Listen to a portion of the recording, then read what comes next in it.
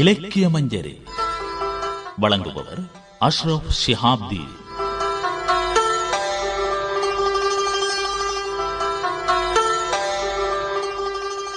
இலக்கிய மஞ்சரி நேயர்களுக்கு அஸ்ஸலாமு அலைக்கும். பெருமானார் முஹம்மது ஸல்லல்லாஹு அலைஹி வஸல்லம் அவர்கள் பிறந்த ரபியுல் அவ்வல் மாதத்தில் இருக்கிறோம்.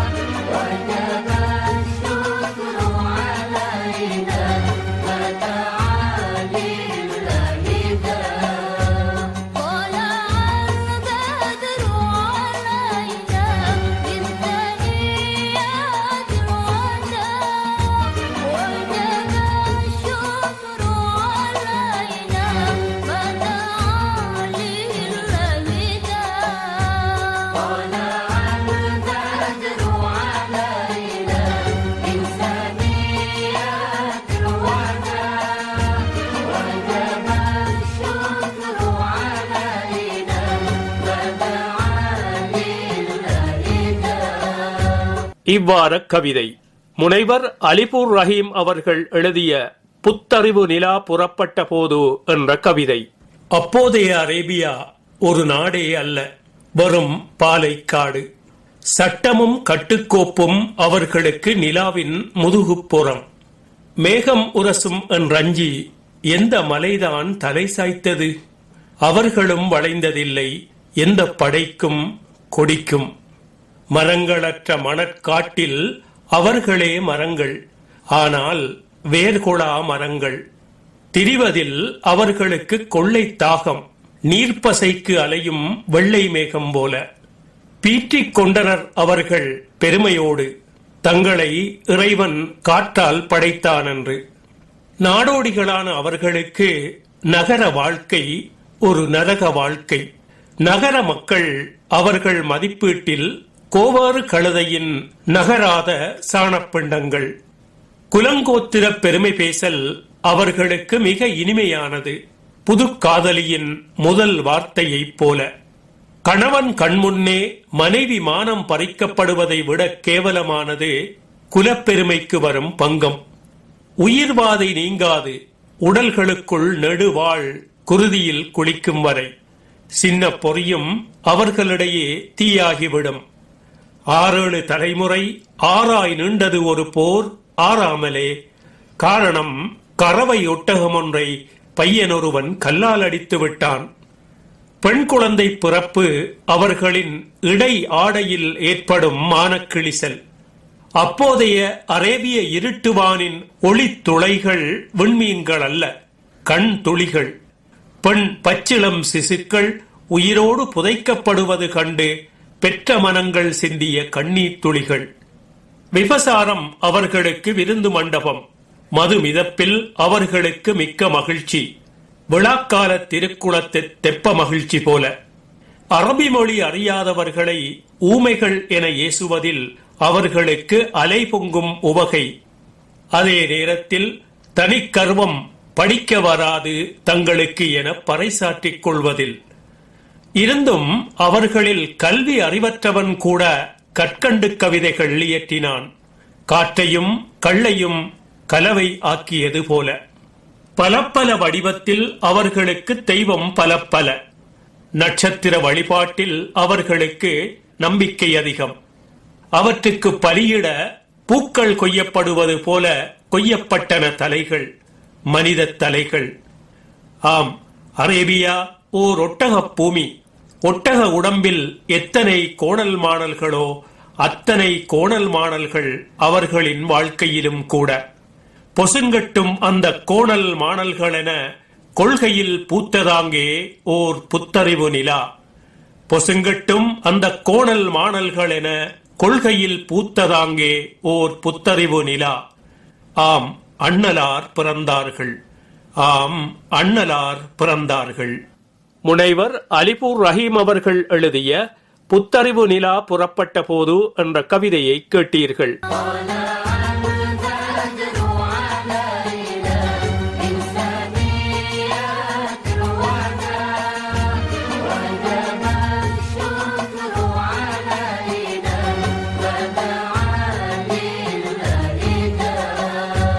அடுத்து வருவது இலக்கிய இன்பம். உமறு புலவரின் சீரா புராணத்தின் நபி அவதார படலத்திலிருந்து 5 பாடல்கள். சிரசினி நெய்த்தோய் திருவிழி கருமை சிறந்திடக் கொப்புளுங் கொயலாய் மறுபுசுன் நத்துஞ் செய்யலாய் துடக்கின் வருங்குறி ஒன்றுமில்லாதாய் பரபுகஸ் தூரி மனையலான் நிறைந்த பரிமளங் கமகம கமனப் பெருகிய ஒளிவு வானமட்டுலவப் பிறந்தனர் முஹம்மது நபியே. செம்மையங்கோட்டுக் கடகரிக் கலகன் தீர்ந்தபின் 50 நாளில் லம்மதி மாசத் தொகையினில் ரபியூ லவ்வலிற் 12ஆம் தேதி எம்மனை கும்ப ரணவரும் பொருளா இசைத்திடும் திங்களீராவின் மும்மையென்றுரைக்கும் புவனமும் புறக்க முஹம்மது நபி பிறந்தனரே. பூதலத்தரசு பதியென உதித்த புகழ்பெரு மக்கமா நகரிற் சீதவுன் கதிர்சேர் காபத்துல்லாவின் திசையினில் வடகிழக்காக வேதமொன்றணுகா செமுரத்திலுஸ்தா வெனுமொரு தலத்தினி நடுவே மாதவ ரபித்தா லிபுதிரு மனையின் முஹம்மது நபி பிறந்தனரே. நெடுநிலை திரியா மருண்மத மிகுந்து நெடுநில மெங்கனும் பறந்து துறவரந்தவறி இல்லறம் அடிந்து சுடரிலா மனையது போல குறைபடுங் கால மிருளனுங் குபிரின் குலமறு தரணறி விளக்க மறுவிலாதெழுந்த முழுமதி போல முஹம்மது நபி பிறந்தனரே. பானுவின் கதிரா லிடருளுங் காலம் படர்தரு தருநிழலெனலா ஈனமும் கொலையும் விளைத்திடும் பவனோ இடர்தவித் திடுமறு மருந்தாய் தீனனும் பயிர்க்கோர் செழுமழை எனலாய் குரசியிற் திலதமே எனலாய் மாநிலந்தனக்கோர் மணிவிளக்கெனலாய் முஹம்மது நபி பிறந்தனரே. உமறு புலவரின் சீரா புராணத்தின் நபி அவதார படலத்திலிருந்து 5 பாடல்களை கேட்டீர்கள்.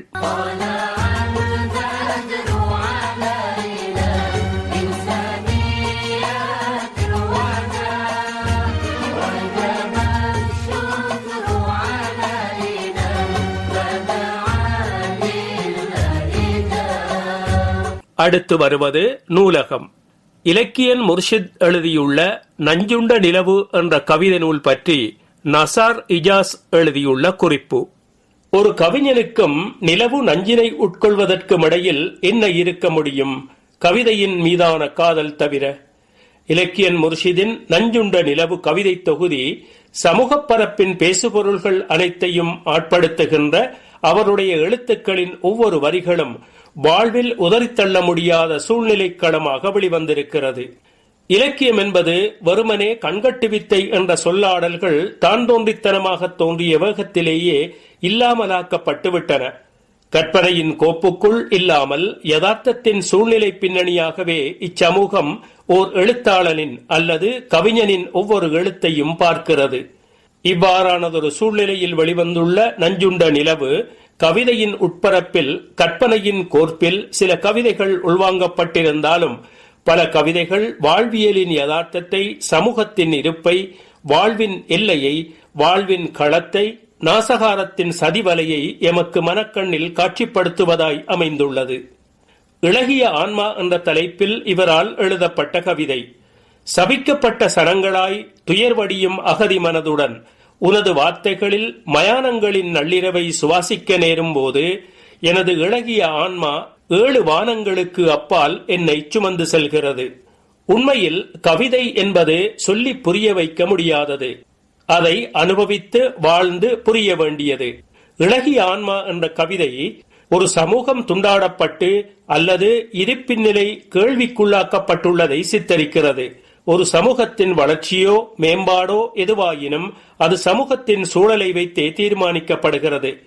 இக்கவிதை தொகுப்பில் அகதிகளாக தமது மண்ணை விட்டு கடந்த இன்னுமொரு நிலத்தில் உணர்ச்சிகளை ஊமையாக்கி வாழ்கின்ற தவிப்பும், சொந்த மண்ணிலேயே உயிரை இழக்க வேண்டும் என்ற ஏக்கமும், அகதியாக்கப்பட்ட மக்கள் மனங்களில் தேங்கி நிற்பதையும் முர்ஷிதின் சில கவிதைகள் வலிமைப்படுத்தி காட்டுகின்றன. முர்ஷித் கிழக்கிழங்கையின் நிந்த ஊரைச் சேர்ந்தவர். இன்றைய கால எழுத்தாளர்களில் அதிகம் கவனிக்கத்தக்க ஒருவர். அத்தோடு இலக்கியம் மீதான ஆர்வம் கவிதைகள் கட்டுரைகள் மாத்திரமன்றி இலக்கிய சங்கங்கள் இலக்கிய பதிப்பகங்கள் என எல்லா தளங்களிலும் காலூன்றி தனது அடையாளங்களை ஆளப்பதித்து வருபவர். இலக்கியன் முர்ஷித் எழுதியுள்ள நஞ்சுண்ட நிலவு என்ற கவிதை நூல் பற்றி நசார் எஜாஸ் எழுதிய குறிப்பை கேட்டீர்கள். தொடர்வது கட்டுரை பக்கம். மருதமுனை ஜுனூமி ஜெயின் எழுதியுள்ள அறிந்து செயற்படுவோம் என்ற தலைப்பிலான ஓர் ஆக்கம். அறிவு எனும் பொக்கிஷத்தை வழங்கிய இறைவன் புகழுக்குரியவன். புனிதமிகு அல் குர்ஆனில் ஆரம்ப வாசகமே படிப்பீராக, வாசிப்பீராக, ஓதுவீராக என கட்டளை பிறப்பிக்கிறது. இதே தோரணையில் இஸ்லாத்தில் அறிவுக்கென்று தனித்துவமானதொரு அந்தஸ்து கொடுக்கப்பட்டுள்ளதை எம் அன்றாட வாழ்வு நிரூபிக்கின்றது. அறிவு ஒவ்வொருவரிடத்திலும் ஏற்றத்தாழ்வுடையதாக காணப்படுவதால் அவர்கள் வேறுபட்ட விடயங்களில் தம் அறிவை செலவிடுகிறார்கள். அறிவென்பது எழுத்துக்கள் அச்சிடப்பட்ட குறிப்புகளை மாத்திரம் வாசிப்பதன் மூலம் பெறப்படுகின்ற ஒரு விடயமல்ல. மாறாக மனிதனுடைய கால சூழ்நிலைக்கேற்ப ஏற்படும் விடயங்களினை கொண்டு பெறப்படுபவையாகவும் காணப்படலாம். இன்றைய சூழ்நிலையில் அறிவை பெறுவது பாடசாலை, அலுவலகம், நிறுவனம் போன்றவற்றில் பணிபுரிகின்றவர்களின் செயற்பாடு என எண்ணிக்கொண்டு காலம் கடத்துபவர்களும் உள்ளனர். அறிவை தேடுவது முஸ்லிமான ஆண் பெண் மீதும் கட்டாய கடமையாகும் என இஸ்லாம் போதனை செய்திருக்கிறது. இந்த நபிமொழியை வெறும் வாய்வார்த்தையில் மொழிந்தால் மாத்திரம் போதாது. நடைமுறை வாழ்வுக்கு எடுத்துக்கொள்ளும் போதுதான் அதன் உண்மையான தாக்கத்தை உணர முடியும். அறிவை பெற்றுக்கொள்வதை இஸ்லாம் கடமையாக ஆக்கியுள்ளதன் மூலம் இது ஒரு இபாதத்தாக மாறுகிறது. இதனது சிறப்புகளை பின்வருமாறு நோக்கலாம். அறிவை தேடுவது வணக்கம், அதை ஞாபகமூட்டுவது துதித்தல், ஆய்வு செய்வது ஜிஹாத், அறியாதவர்களுக்கு கற்பிப்பது சதகா, அதற்காக செலவழிப்பது அல்லாஹ்விடம் நெருங்கச் செய்யும், நண்பர்களிடத்தில் தனித்துவமானது, பகைவர்களுக்கு எதிரான ஆயுதம். இது உள்ளங்களை உயிர்ப்பிக்கிறது, இருளில் இருந்து ஒளியின் பால் நகர்த்துகின்றது. இவ்வுலகிலேயே உள்ள எல்லா செயலையும் திறன்பட நிறைவு செய்ய பொறுமை, முயற்சி எனும் இரு ஆயுதங்கள் இன்றியமையாதவையாகும். அதே தொடரில் அறிவை பெற்றுக்கொள்ளவும் தொடரான முயற்சியும் ஆழ்ந்த பொறுமையும் அவசியமாகும். அறிவை கற்றுக்கொள்வதில் எவ்வாறு நன்மை உண்டோ அதேபோல் அதனை பிறருக்கு கற்றுக் கொடுப்பதிலும் நன்மை உண்டு என்பதை மனதில் கொண்டு நல்ல விடயங்களை ஏனையோருக்கு சொல்லிக் கொடுப்பதில் அசட்டுத்தனமாக இருந்துவிடக்கூடாது. இவ்வாறு தூய எண்ணத்துடன் கற்றுக் கொடுக்கின்ற அறிவு இவ்வுலகில் மட்டுமல்லாமல் ஈருலகிலும் சிறப்பான பெறுபேற்றை பெற்றுத்தரும் என்பதில் ஐயமில்லை. இவ்வுலகம் அறிவினால் சூழப்பட்டுள்ளதே தவிர அறியாமையால் அல்ல. இவ்வறிவை நல்லவர்களே பெறுவர், மடையர்கள் ஒருபோதும் பெறமாட்டார்கள். ஜாமியுல் இல்மி. மருதமுனை ஜுனூமி ஜெயின் எழுதியுள்ள அறிந்து செயற்படுவோம் என்ற தலைப்பிலான ஆக்கத்தை கேட்டீர்கள். வருவது பாடல் பக்கம்.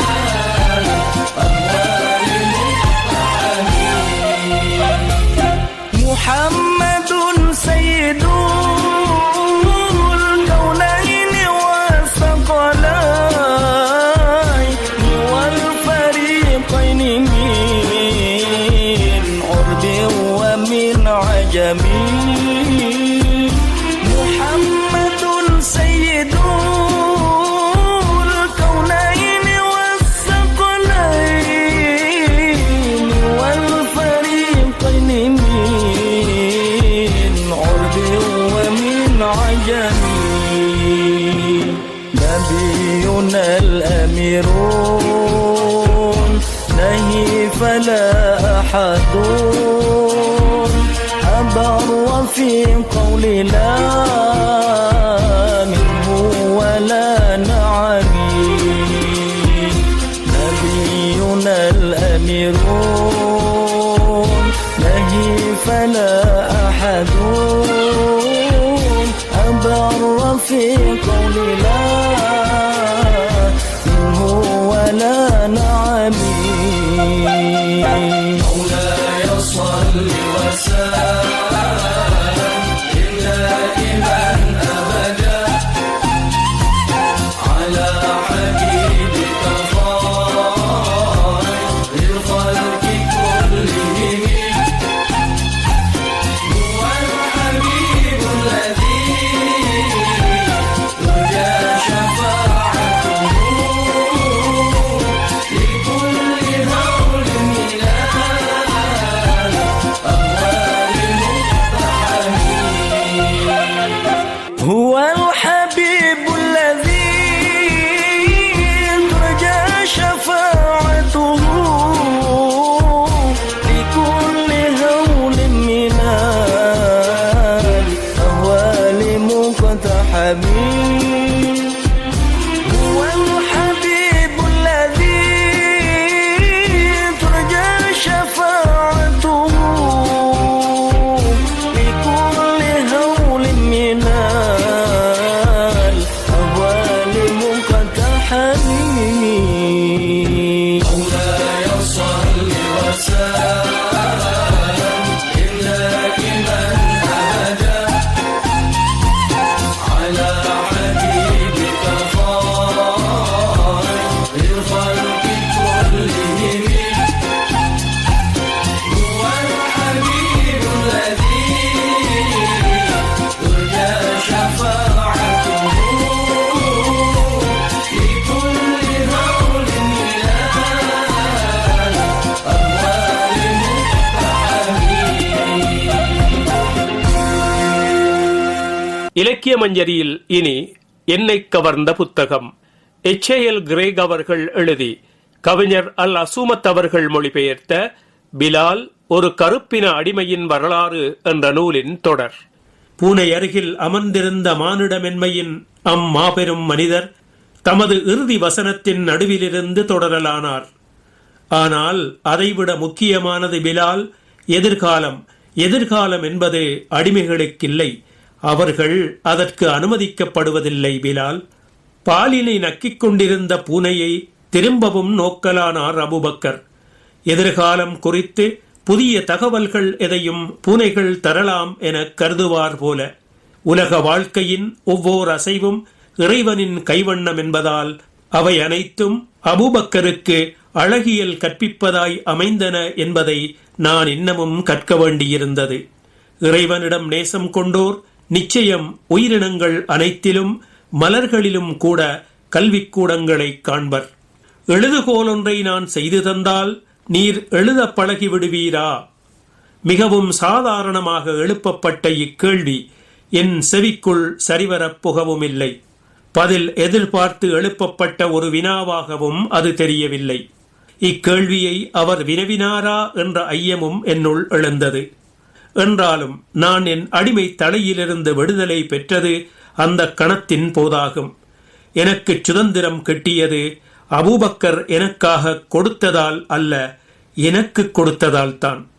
நான் எழுத கற்றேன். அவுரியின் இலைகளை மாலை முதல் காலை வரை நனைத்து காலையில் இடித்து வெயிலில் உலர வைத்து மை செய்தேன். எழுதினேன். தோள்களில், மரப்பட்டைகளில், செம்மறிகளின் உலர்ந்த எலும்புகளில், சகதியில், சாம்பலில், கற்களில் எங்கெல்லாம் எழுத்துக்களை பதிக்கலாமோ அங்கெல்லாம் எழுதினேன். அந்தரத்திலும் என் விரல்கள் கொண்டு எழுதினேன். ஓ, எப்படியெல்லாம் நான் எழுதக் கற்றேன். தினமும் அபூபக்கர் பாலை திடலின் கரைகளில் வளர்ந்திருந்த கள்ளி மரங்களின் முட்கள் கொண்டு புதியதொரு எழுதுகோல் செய்து தருவார். எனவே இப்போது அவருடைய காலை பொழுதுகள் புதியதொரு முறையில் உதயம் பெறலாயின. தொழுகை எனது எழுதுகோல், ஆடுகள் எனது தோள்புறத்தே நின்று என் வளர்ச்சியில் நேசத்தோடு உதவி வந்தார் அவர். அந்தாராவின் கவிதைகளை கொணர்ந்து தந்தார். முன்னர் ஒவ்வொரு வார்த்தையாக, பின்னர் வரி வரியாக உரத்துப் படிக்கப் பயின்றேன். பாலையின் பெருவீரன் அந்தாரா. சாதனைகள் பல நிகழ்த்தியவன் அவன். தனியொருவனாக நின்று படைகளை முறியடித்தவன். அவன் புரிந்த தீரச் செயல்களும் பாடிய பாடல்களும் கன்னி அப்லாவின் மீது கொண்ட காதலால் விளைந்தவை. பளிச்சிடும் அவனது வாளுக்கும் வளமிக்க கவித்திறனுக்கும் நிகரானவர் யாரும் அக்காலத்தில் இருக்கவில்லை. அவனது ஒவ்வொரு வரியிலும் என் ஆச்சரியம் பெருகிச் சென்றது. என்னைப் போலவே ஓர் அபிசீனிய அடிமைப் பெண்ணின் புதல்வனாய் பிறந்தவனல்லவா அந்தாரா? ஒரு நாள் மிக்க உணர்ச்சி வயப்பட்டவராக வீடு வந்து சேர்ந்தார் அபுபக்கர். நான் மை செய்து கொண்டிருந்தேன். வழக்கமாக நான் செய்யும் வேலைதான் அது. என்றாலும் அன்றைய தினம் அதுவே அவரது மகிழ்ச்சியை அதிகம் பெருக்கி நின்றது.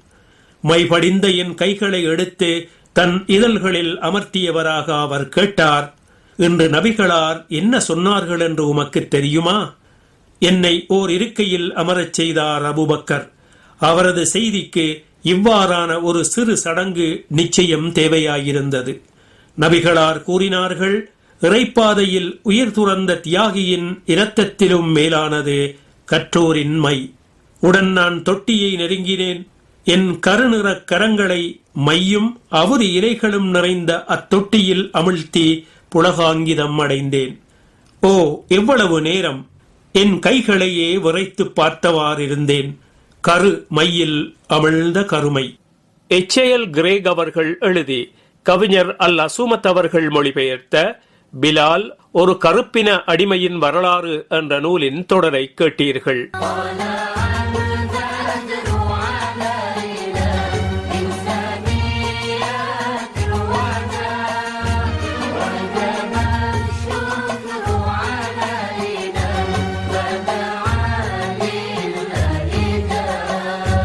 இன்ஷா அல்லாஹ் மற்றொரு நிகழ்ச்சியில் சந்திப்போம்.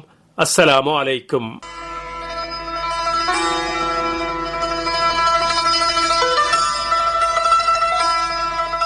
இலக்கிய மஞ்சரி கேட்டீர்கள். வழங்கியவர் அஷ்ரப் ஷிஹாப்தி. நிகழ்ச்சி தயாரிப்பு AM முஹம்மது ரலி.